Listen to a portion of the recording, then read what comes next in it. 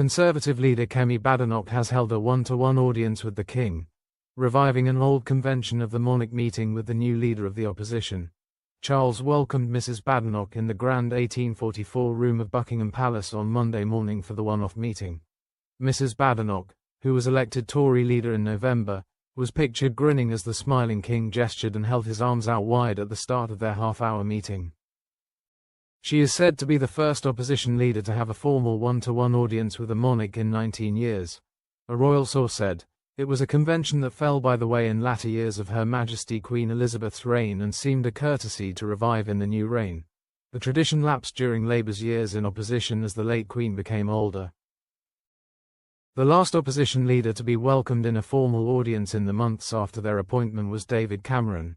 When he met with the late Queen in 2006, Mrs. Badenoch, the North West Essex MP and former Trade Secretary, replaced Rishi Sunak in the wake of the party's disastrous defeat in the summer general election.